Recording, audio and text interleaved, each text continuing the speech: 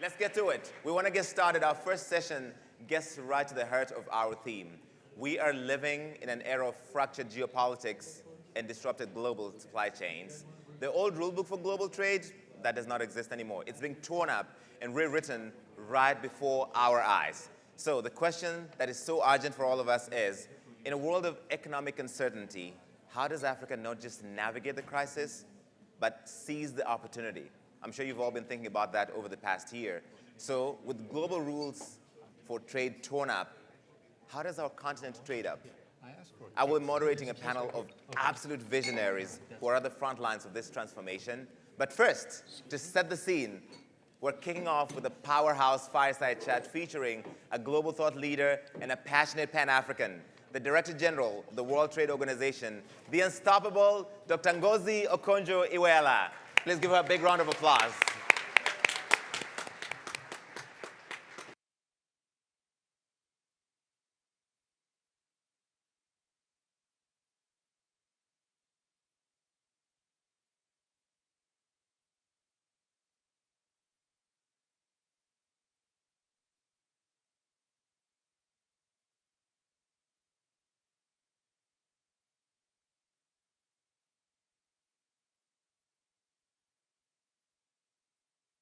Chain to explain to us what's going on.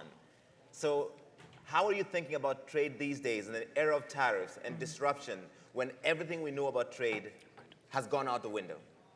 Well, Larry, thank you very much. And good morning, everybody. Wonderful to see all of you here at Unstoppable Africa. And congratulations to the DSG for this. So let me start by saying that everything you know about trade has not gone out of the window. Okay. And explain why. And before I make certain points, maybe it's important to set the context. But first, let me say that I made the doom and gloom. It's good to see this, this session on Africa, Unstoppable Africa, which has, a definitely uplifting tone to it. And I think there are a few pieces of good news around on the trade front as well. First, I look at Africa not as a continent looking for aid, or the aid is gone anyway, but as a big market. The way that we present it, as you said, is here's the market of the future. Here's the place with the young talents. And that's the way we need to view it and to present ourselves. But first, let me set the context on global trade, because many people think trade rules are gone, it is chaos out there.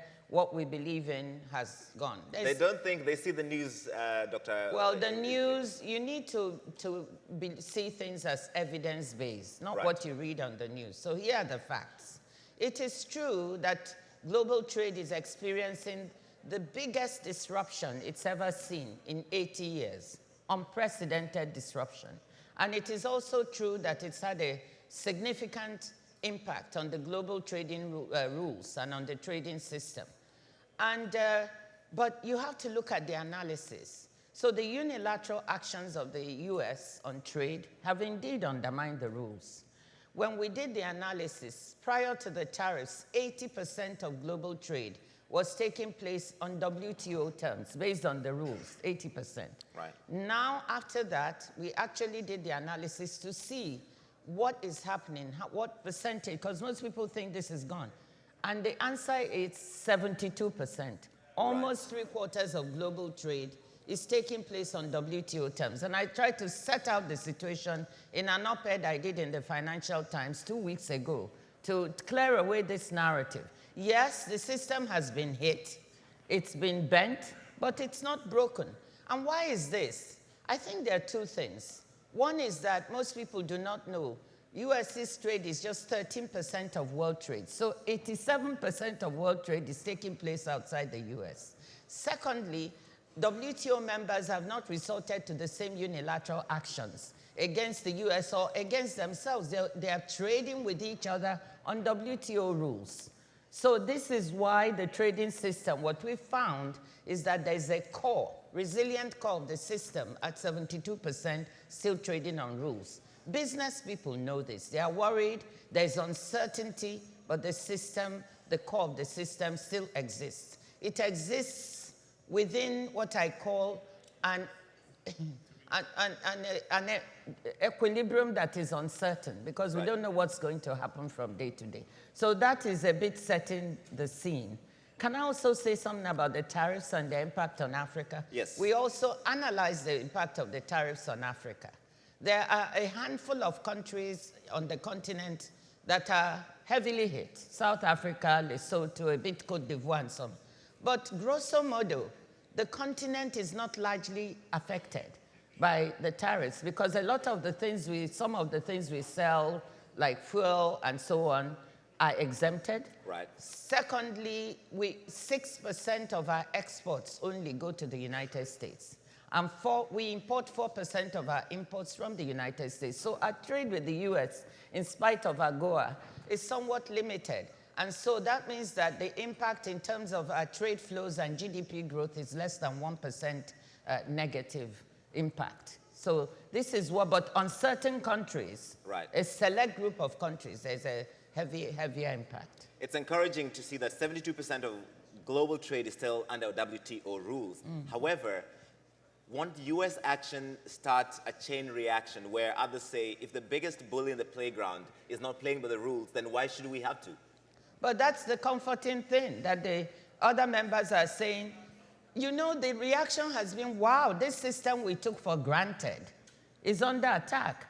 And we need to look at it, and we see that we value it. So we are going to respect the rules as much as possible. Am I saying that you might not wake up and find a little bit of action here and then, the number might dip? No, but by and large, what we are now getting are groups of WTO members saying, no, this system is too important, we're going to support it. Second, businesses that trade. Remember, governments don't trade. Right. It's businesses. Businesses value the system, and they are biggest supporters. So this is what's going on. Just as an example, a coalition of 14 countries came together. They're calling it the Partnership for the Future Partnership and Investment, Future of Trade and Investment Partnership, FITP, led by Switzerland, Singapore, UAE, and New Zealand. They brought 14 countries together to say, we value this system so much, we're going to form a coalition to make sure that we continue to support the rules, but also to look at how the system can be modernized, which is the big thing, the reform, and then made fit for the future. Let's talk about the African Continental Free Trade Area, because we don't do enough business among ourselves, and so we are left exposed to external shocks like what we're seeing with the U.S. unilateral action. If South Africa can't get a trade deal with the U.S., how can Togo or Lesotho or Burundi? So do you see the future in better, stronger implementation of the AfCFTA? Absolutely. Actually, one of the things we're saying to countries, seeing that this global trading system was created for interdependence, not over-dependence. The system has become over-dependent in some respects, over-dependent on the US for markets. That's what they're complaining. All of you are selling in our market and taking advantage, whether or not you believe it, but they are complaining. Some countries are over-dependent, not African countries, but others, on them for markets, and maybe over-dependent on China for critical supplies, including processing of critical minerals. And we're saying diversify. So for us in Africa, what we need to do is focus like a laser beam on actually making the African Continental Free Trade Area work. And this is what I say to people, why on earth are we worried? Why should Lesotho suffer? Because it needs to sell $200 million worth of textiles to the US. 10% of its GDP, yes, so very impactful. When Africa, we spend $7 billion importing textiles into the continent, including some of those same jeans and other things that Lesotho produces. Why isn't Lesotho selling that within the continent? And then we wouldn't be talking about their dependence on the US market. The African Growth and Opportunity Act is all but dead. Can Africa survive if AGOA goes away? Well, Africa has, you saw what I said.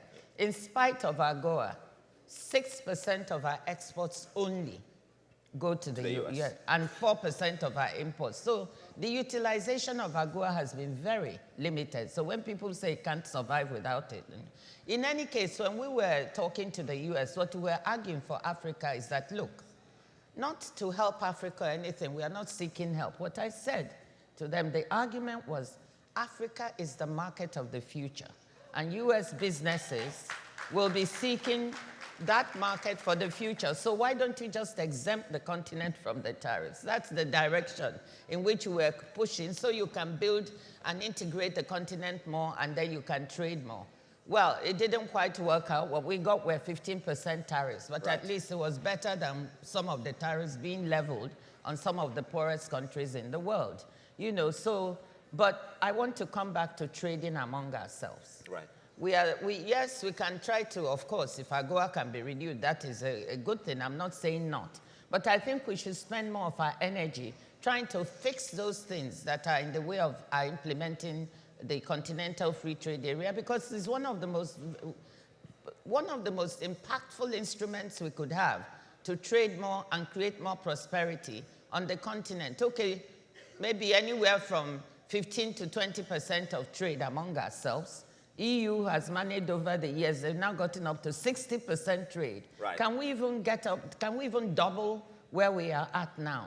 We have to deal with logistical issues, we have to deal with infrastructure issues, we have to deal with bureaucracy issues. Payments problems. But Afrexim Bank is developing a payment system that may enable us to, you know, trade with each other much more easily. Yes, but it's not doom and gloom. There's also good news on things we can do. All right. That is a wonderful place to end it. Dr. Ngozi Okonjo-Iweala, thank you so much. Larry, no. He didn't allow me to say the good news. I work on television. Okay, yeah, fine. Okay. Can I what just is the say, good news? End on an optimistic note. Yes, absolutely. The optimistic note is that the opportunities now in front of the continent worldwide. Businesses are trying to diversify their value chains.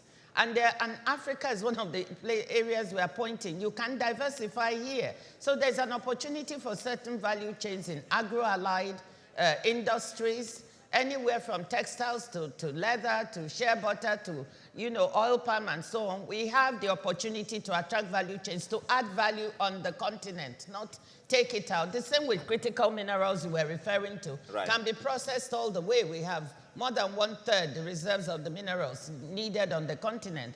So the value chain, green energy value chain. So there are several opportunities we must exploit now as a continent in order to attract investment. And let me end on this note. At the WTO, we're actually negotiating an instrument to help attract investment because of the perception of risk on the continent, which is not correct. But we are still, it's called the Investment Facilitation for Development Instrument, to help clear away the barriers in the way of investment so that Africans can attract investment, add value to the products. The only way we can trade up and trade better is to attract investment to add value to our products. And we have that instrument now. 31 African countries are members of it. So I'm quite optimistic for the future. Thank you. All right, wonderful. A big round of applause to Dr. Ngozi, please. That's been wonderful. Thank really you. appreciate it. Thank you. And she has set the stage wonderfully for what's going to be the next few days about what we can do to add value.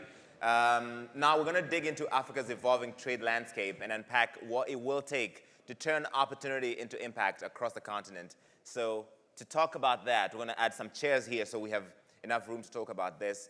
I spoke recently at the Africa Food Systems Forum in Dakar, and I was asking them specifically about agriculture because I remember going to a grocery store in Angola, in Luanda, and I found carrots from Spain. Can you think of that distance from Spain to Angola? And they had carrots from Spain. I'm sure if they don't grow carrots in Angola, the countries around them do. And then recently in Western Ghana, I found coffee from Canada. That coffee probably came from Ethiopia or Rwanda and then was value added and brought back to us. And this is something that Dr. Ngozi Okonjo-Iweala was talking about, the need to value add our raw materials before we can access the global markets. I think our chairs are set up here. We can do this. So please help me welcome Ms. Leila Fourie, Group CEO of the Johannesburg Stock Exchange, Professor Jeffrey Sachs, the President of the UN Sustainable Development Solutions Network, and Mr. Samaila Zubeiru. Mr. Samaila Zubeiru, President and CEO of the African Finance Corporation, and also the Chair of the Alliance for African Multilateral Financial Institutions. Where you sit here? Please. Oh, okay. Thank you. All right. Oh, I see. Okay, good. Wonderful. Thank you all so much for helping open the stage here. It's bright lights out here. I think Dr. Ngozi Okonjo-Iweala explained the optimism, but also the challenge of the global trade rules getting rewritten, in some ways destroyed. So we have a lot of supply chain disruptions, geopolitical realignment, lots of issues. But Africa has to navigate and thrive in this environment. So to start us off, I wonder how you're thinking about this. Samaila, let me begin with you. In the current environment, how does Africa thrive, dominate, still do well? Good morning. Thanks for having me here. So I would like to start by talking about what is possible and what we've done, just to demonstrate that it's not a pie in the sky. Right. So Africa currently exports mainly raw materials, about $130 billion worth, if we just take maybe crude oil and minerals. And then we import back about 80 billion in refined fuels. And we import 100 billion for food, and metals and machinery, another 130 billion. So we're essentially the quarry of the world today. And we need to move to the core of the supply chain that the world needs for the energy it needs. And we can do that by just simply focusing on how to capture and retain more value at home and at the source of the material. So if you look at copper today, copper is one of the most essential minerals in the world. And you need it for energy, you need it for AI. We're told that AI is the new, what AI is to the world is what electricity was to the world several years back. Right. So it means you need a lot more power going forward. So something like copper, if you focus on processing in Africa, using hydro energy, as we do right now in Kamwaka-Kula, you would get a lot more value and you create more jobs. So essentially, the more we focus on value capture at home, the more jobs we create. We can create 5 to 7 times more jobs if we focus on transformation of the raw materials, to finished goods. And we have several examples of how that has worked. I don't know if you've read recently about a company called Arise Integrated Industrial Platforms. Last week, we announced $700 million of equity investment in that platform.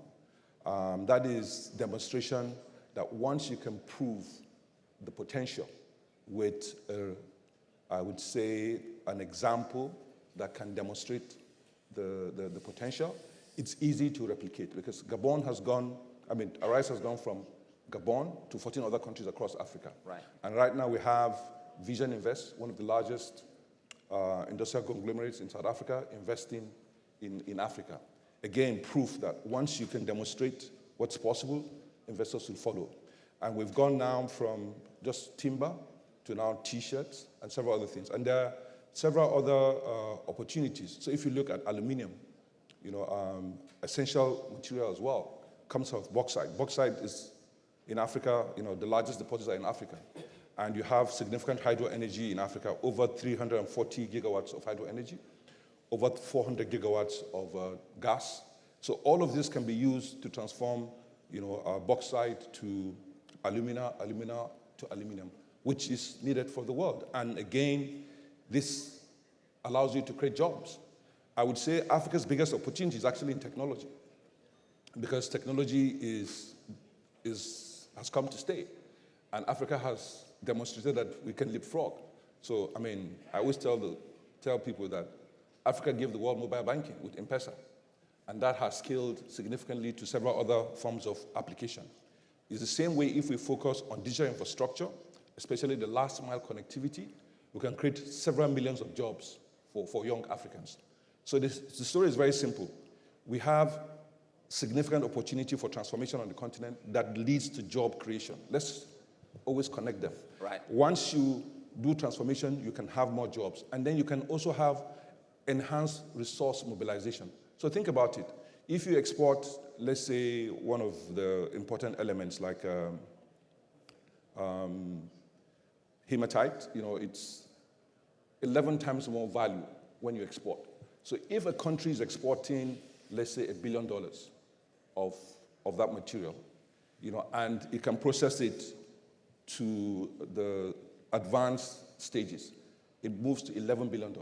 Okay. So assuming tax is 10%, so you go from earning $10 million in taxes to $100 million in taxes. And there are several examples across the board. If you look at refined products like petroleum, we have the Dangote refinery, one of the largest, and it's scaling to even grow bigger. I mean, they have ambitions to even scale their fertilizer production. Okay. So in the same way, you have the largest, single-train refinery in Africa, in the world, you can have the largest fertilizer facilities in the world as well. So we have significant opportunities to really scale and move from exporting raw materials to finished goods. Wonderful. And Leila, you sit in a unique position running the Johannesburg Stock Exchange, the biggest on the continent. Are you also optimistic? Do you see opportunity instead of all the challenge?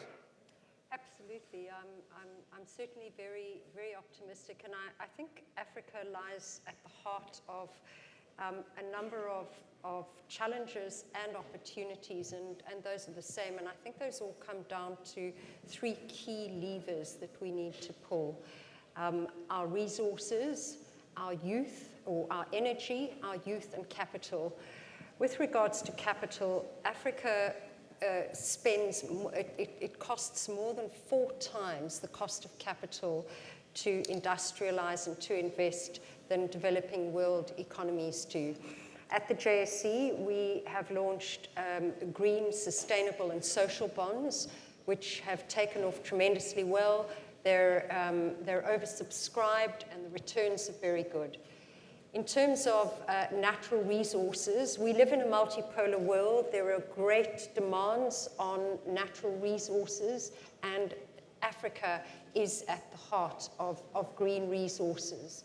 And then finally, in terms of youth, we have the youngest continent in the world, which brings both great opportunity and also challenges. Right now, the youth unemployment rate is much higher than it should be, close to 50% in many countries. And if we can harness and redirect our trade arrangements, industrialization policy, and job-creating industries to build that, Africa is sitting in a very positive position. So I think if we consider Africa as a car, the energy will be the engine, the capital will be the fuel, and youth driving the car, we are set for a very successful future. So you don't feel like this car is about stalling? It can still thrive, can hit top speed? Yes, I do think we have the ability. I don't think we have the confidence, and I don't think that we are using our negotiation power as we should. But that's the thing to bring up with Professor Sachs, which is Africa has limited negotiating power, limited leverage in a world where people see the only thing Africa can contribute is natural resources and have somebody else come and exploit that. You've written books about this. You've spoken about this for decades. Where do you stand right now? I think a very helpful way to understand this is to think of the 3 parts of the world that have 1.4 billion people each. You have China, India, and Africa. China achieved nearly 10% per year growth from 1980 until today. India is now growing at about 7% per year. Africa continues to struggle at 3 to 4% per year. Mm-hmm. What's the difference? First of all, I'll put it in a positive way. Africa should achieve what China and India are achieving and can achieve that. And that should be the next 40 years. And if you want to look at a roadmap, the best roadmap there is what China has done. Yeah. India is following in the same path right now. What's the difference? Well, a starting point is that the European powers left Africa divided into 55 separate countries.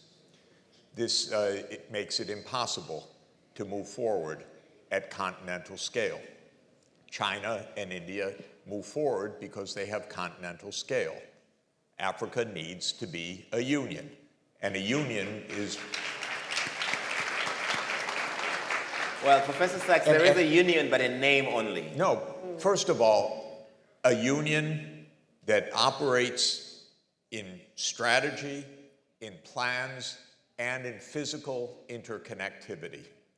So Africa needs to be connected by fast rail, it needs to be connected by power grids, it needs to be connected digitally, it needs to be connected by ports along the coasts and so forth. This is quite possible. By the way, who is the best partner for Africa in achieving this? China, for sure. You want rail? Don't come to the US. If you want to understand rail, take a ride from New York to Washington. Good luck. Even on the Acela. I have to get off half the time because the train breaks down. Take a train in China. It will come on time. It will go 3 times the speed of the Acela, and it will get there on time. And honestly, this is your partner, India, China, the Gulf region. But think at scale and think boldly. Achieve it, of course, 7% per year growth minimum coming forward. Now, how to achieve that? It's not just the raw materials, and it's not just the young people. If you put a young person in a car that has not been trained to drive the car will smash. Start with education.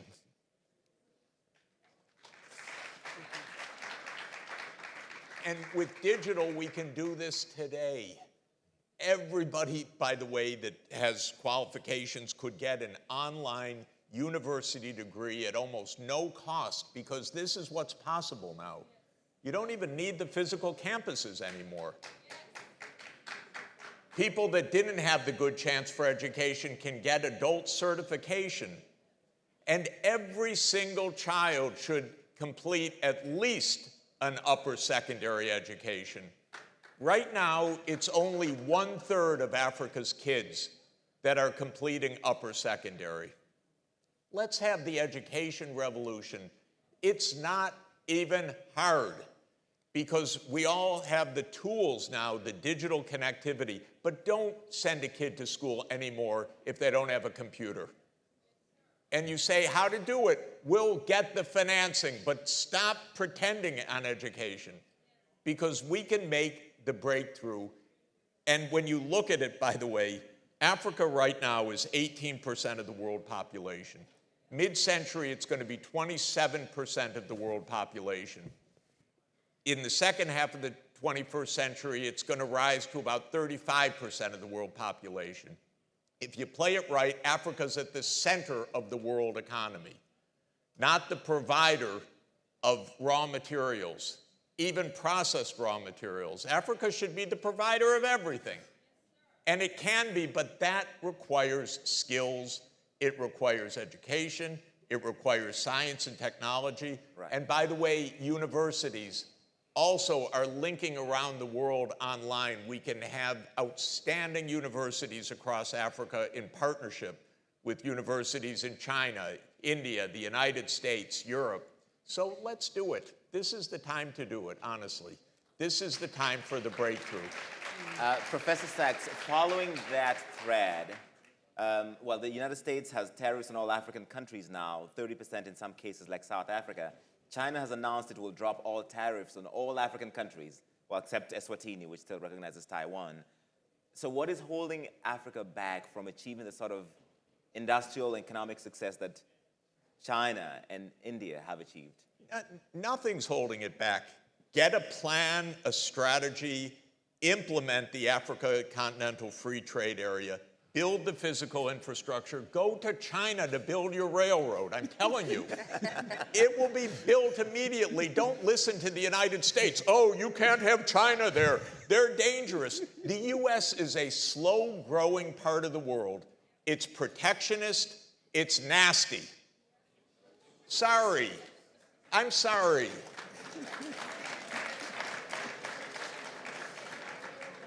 Europe, you know very well. You had 300 years of experience. That did not go well for us. No. Honestly, you have so many friends and new partners. India's booming. They're great at IT. Bring them in. They have an India-wide IT system that means We're working with India to build a rail track in DRC. to do what? India to build a rail track in DRC. Yes. Yeah, okay, good.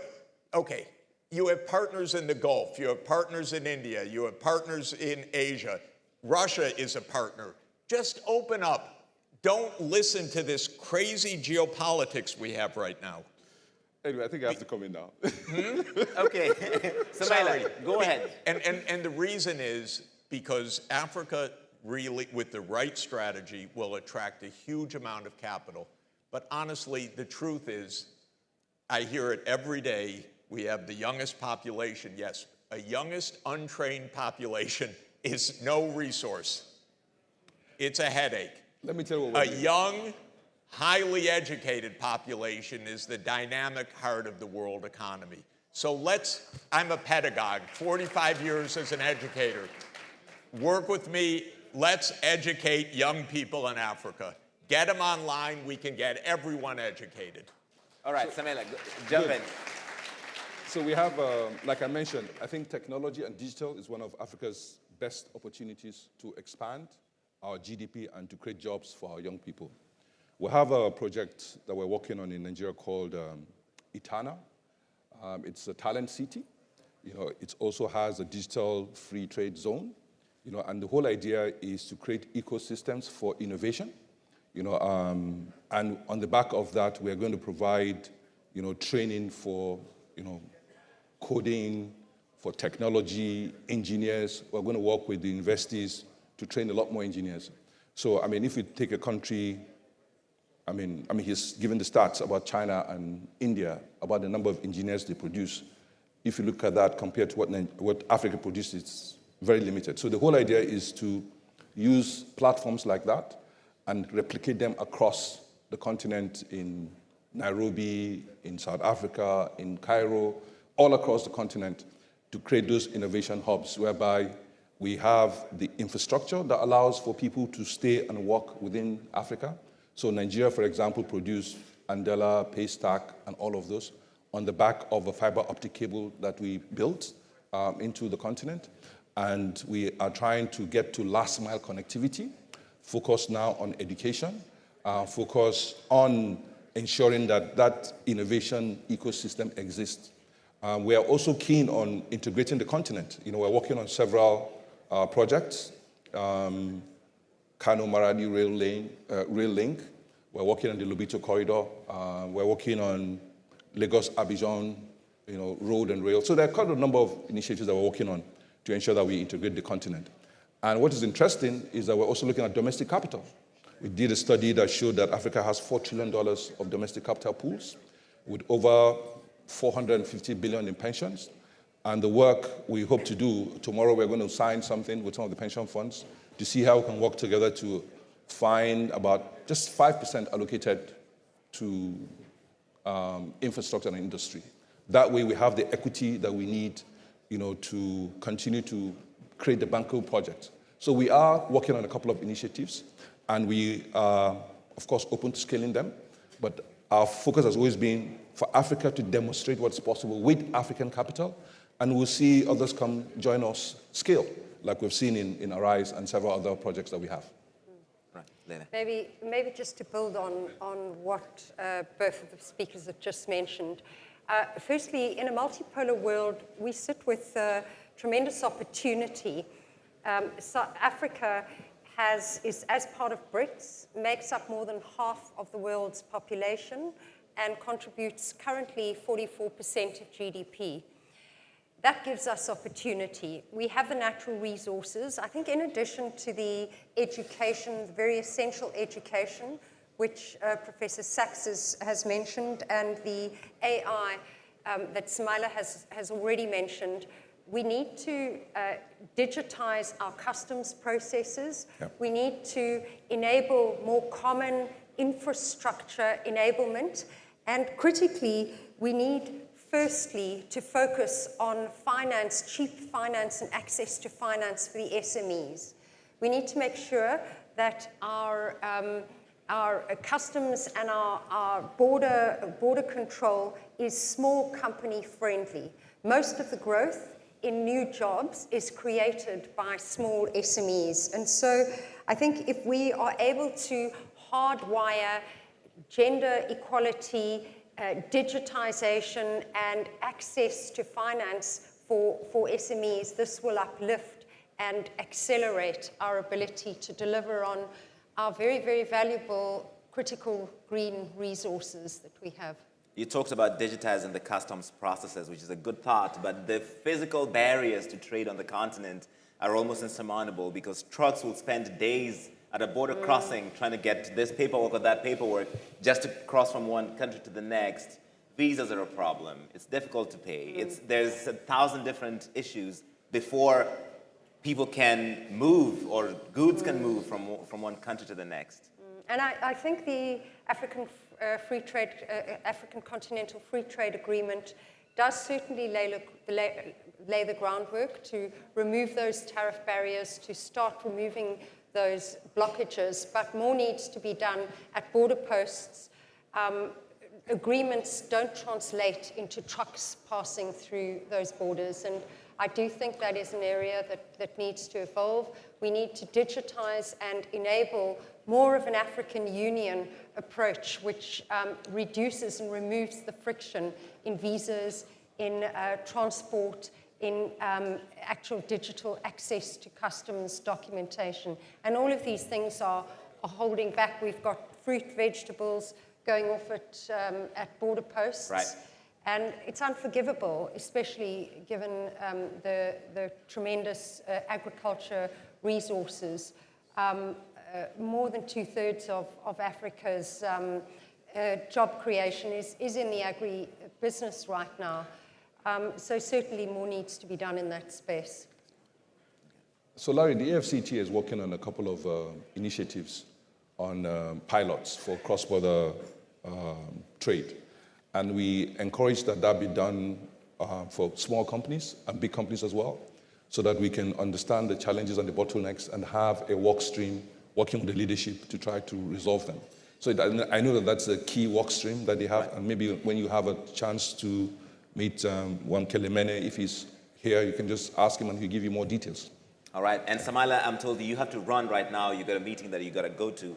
So feel free. They're literally coming to drag you off the stage, not drag you. Is it demand? Thank you. The man in hand in hand. Thank you, Samaila. Really appreciate it. Thank you. Thanks a lot. Thank you. And he talked about raising domestic financing, which is something you know about because these plans we have need a lot of money, and the cash is not always readily available. So there's something you know a little bit about at the JSE. Yeah, most certainly. And I think cost of capital and cost of funding is at the heart of the problem that constrains growth in SMEs and, in fact, in infrastructure. Firstly, ratings are often over-indexed on the downside of risk and don't always reflect the counterparty ability to pay or the ability to make good on deals that come under pressure. Secondly is products and liquidity. The JSE recently launched a carbon market. We had our first trade going live a couple of months ago, and our vision is to connect across the continent and enable Africa to monetize their green resources. As I mentioned earlier, green financing through social bonds, green bonds, these are debt financing to raise capital for hospitals, schools, blue bonds for water projects. All of these are critically at the heart of what we do. We've also recently introduced a private placement platform which gives access to smaller and medium companies, and particularly to those companies in infrastructure investment, where it's quite difficult to syndicate loans and to enable that funding to be shared between multiple parties. So we're seeing great promise, we're seeing great opportunity. In fact, our green bonds have grown 50% each year for the last 5 years. And so our vision is really to enable this into Africa. Professor Sachs, to finish off, you mentioned that Africans need to do business with whoever will be the best partner, China most notably. The US and the European countries have spent a long time warning Africans of debt trap diplomacy, that you take all this money, you might end up giving too much, and maybe that's not a good... You're saying, forget all that. I certainly am. It's a bunch of rhetoric and propaganda. It's not real.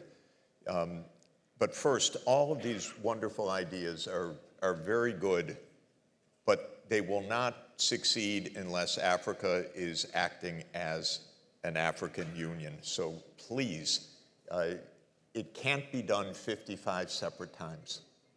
It has to be under a guidance of a unified strategy and a plan. And there is no plan right now. There are bits and pieces of plans which are very important. And the infrastructure needs to be built out, but according to a strategy. China, again, it just completed its 50,000th kilometer of fast rail. Fast rail, not rail, fast rail. Right. The US has 0, by the way, 0.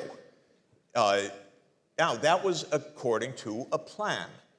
And Africa needs a continental plan. It has it through NEPAD and through these projects, but implement the plan now. So actually go down the list and get the financing. Where's the financing going to come from? Not Wall Street. Please.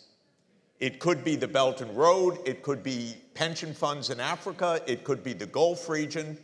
Why is it that the Gulf is pledging trillions of dollars to slow-growing US rather than money to Africa? Because you need the diplomacy to go from Addis to Riyadh to talk about all of this. Right. You know, Trump goes and he gets, okay, $1 trillion for a protectionist, slow-growing economy. Africa's the fastest growing opportunity in the whole world right now. And so, but it needs a strategy. It needs the build-out. It needs to demonstrate the skilled people are going to be there. In terms of the debt, Africa is not over-indebted, but the debt maturities are too short. That's all. Almost all the debt servicing, not quite. The vast preponderance of the debt servicing is amortizations, not interest payments. Right. If this were long-term debt, you wouldn't even notice it. It's that Africa's constantly rolling over short-term debt, and then it gets into trouble. But that's because of a lack of a financial strategy. You go to a Eurobond market, get a 5-year loan, yeah, 5 years from now you'll get into trouble. You get a 40-year loan, 40 years from now it'll seem like a pittance. So you need a strategy that is based on maturity. That reduces the risk, that reduces the cost of capital. So all the rhetoric about China is US jealousy, by the way. This is the main point.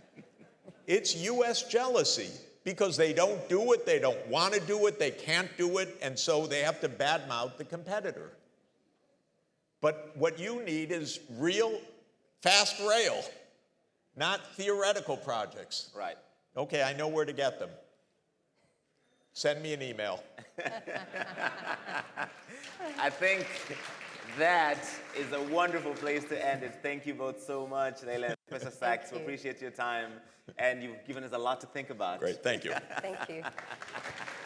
Well spoken.